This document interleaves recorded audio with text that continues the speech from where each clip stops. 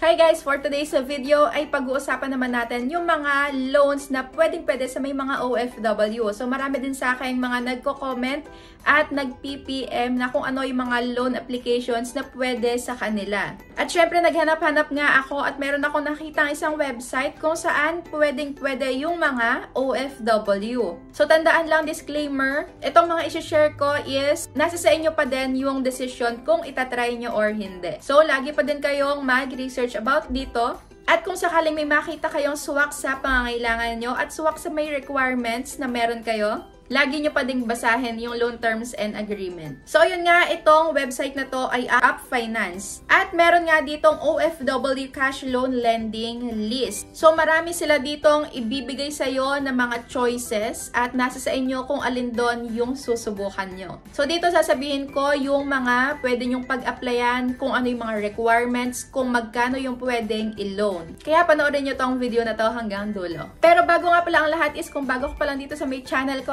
i-subscribe mo na yan at pindutin mo na din yung notification bell para lagi kang maging updated sa mga next uploads ko. At kung ngayon ka na nangangailangan ng pagloloanan is meron akong nilagay dyan sa my description box at sa my comment section ng mga list of online loan apps nga na 0% interest sa unang loan nyo. At syempre, pwede ka ding sumali sa my GCash giveaway ko worth of 1,000 pesos. Kailangan lang is lagi kang maging updated sa mga videos ko at i-PM mo na din ako sa Facebook page ko para maisali na kita. So, ayan, simulan na natin. So, dito nga is, bubungad na agad sa inyo yung slider kung magkano yung pwede nyong ma-loan at kung hanggang kailan nyo pwedeng bayaran. So, dito sinagad ko na agad, 100,000 at yung term is up to 60 months. Meron ditong pamimilian kung anong type ng loan at yung pinili ko nga is OFW Cash Loan Lending List. Pero eto din yung mga ibang choices. Pwedeng personal loans, credit, debit cards, loan for teachers, pensioner, salary loan, eto nga OFW, agricultural loan, car loans, loan for lending, business loans, enterprise, consumer, at marami pang iba. So dito, it will take only 10 seconds for us to send your application to 320 financial institutions in the country. Pero, bago ang lahat is ilagay muna yung name nyo, phone number, saka email. At i-click nyo yung send an application. So ayan, i-scroll na natin at lumabas na tong top 15 best OFW loans in the Philippines. So ito, Cash Express, merong 1% per day, processing fee 10%. Loan term is 7 to 14 days at maximum loan amount is up to 20,000 pesos. Next is Online Loans Pilipinas. Interest 2% per month, up to 3 months babayaran, maximum amount is 25,000 pesos.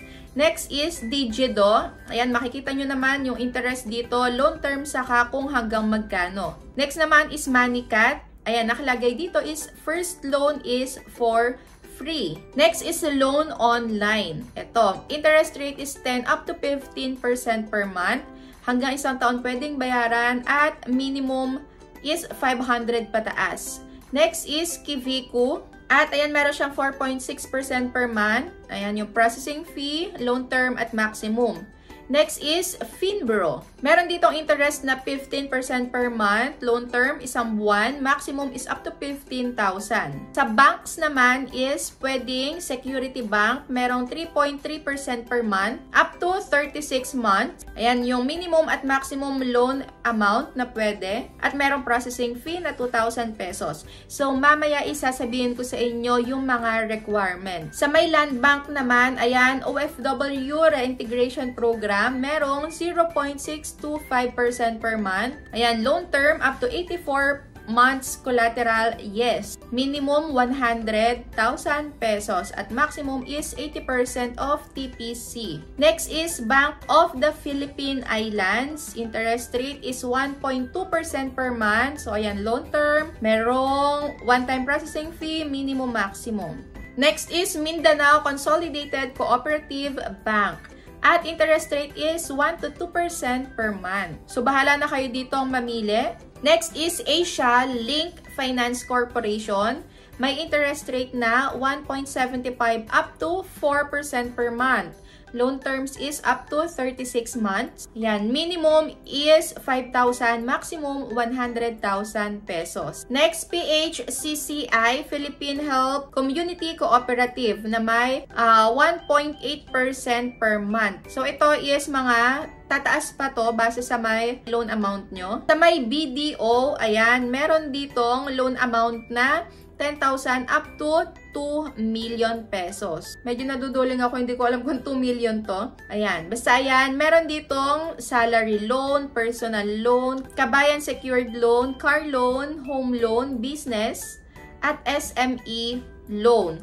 So, ang requirements naman dito is maximum of 65 years old kung nagtatrabaho at 70 years old naman pagka self-employed. Must be Filipino citizen with 2 years or rented place of residence. So, if employed naman, eto din. Tapos, yung self-employed, nasa baba din. Next naman is BPI. Ito ang requirements, 21 years old but not more than 65 to 70. Yan, duly accomplished application form. Ito yung mga requirements, 2 valid ID.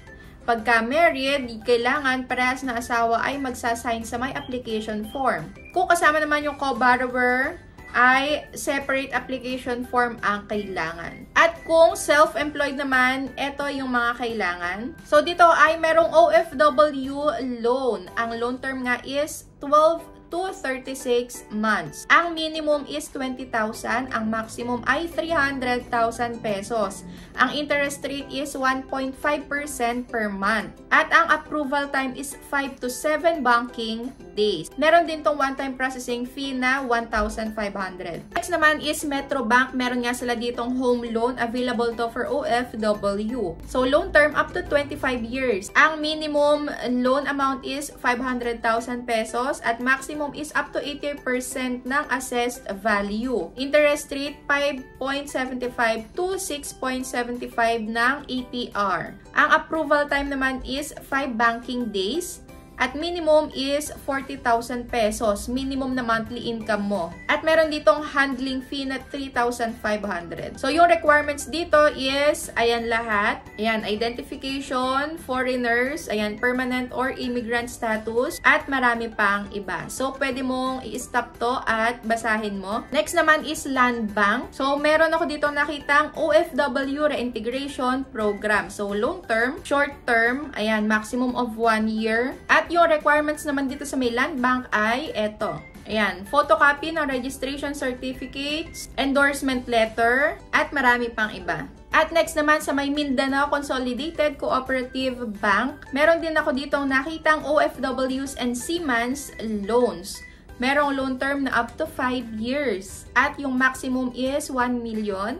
Interest rate is 14 to 24%. At ang approval time naman is mag-iintay ka ng 5 to 21 banking days. At and then yung collateral. Ang requirements naman is at least 21 years old but not more than 65 years old. Must be a Filipino citizen, may certificate of employment, latest ITR, latest payslip ng 3 months, at marami pang iba. Next naman sa may BHF Bank. So, meron din ako dito nakitang OFW loan na loan term is 6 to 24 months at ito yung iba pang details niya. At ito din yung requirements, 21 years old, parang kagaya lang din nung sa iba. So, at ito pa yung isa, since 1971, meron din siyang OFW Allotee loan. So, ayan yung details. At ito naman yung requirement. Para naman sa may online payday loans, meron tayong Asia Link Finance Corporation. At may nakita ko sa kanilang Seafarers Loan at Kabayan Loan. Ito ang requirements sa may Asia Link, 18 years old up to 60 years old. So, upon loan maturity. So, kailangan ng 1 valid ID. At meron pang iba. Next is Metro Quicash. Ayan, Lending Corporation. May OFW loan din sila. At ayan yung details. At eto naman yung requirements. Pwede nyong i-stop yung video na to para makita nyo. Next is Cashmart. Meron din silang OFW loan na loan term ay 7 to 35 days. Ayan, processing fee may 10%. Minimum 5,000 up to 50,000 pesos. Interest 1.7% up to 2.5% per month. So, approval time, 1 banking day lang. At eto yung requirements. So, meron din tayong balik bayad. Ayan. Ito ang details ng OFW. So, meron ditong OFW or Seaman Loan na merong loan term na 3 to 18 months. Minimum loan is 20,000 pesos at maximum is borrow as much as twice your salary. Galing. So, interest rate is, ayan, 4.08 to 5.75% per month. So, maliit na din. At ang approval time is 1 banking day lang. At ito naman yung requirements, at least 21 up to 60 years old. Must be a Filipino citizen, and must have an office or residence landline, may valid ID or documents, saka bank account. At kung marami pa kayong gustong makitang details is pwede nyo i-visit yung website na to. So, huwag nyo kalimutan na basahin lahat ng mga details bago kayo mag-agree sa mga loan na yan. So, ayan lang. Thank you for watching.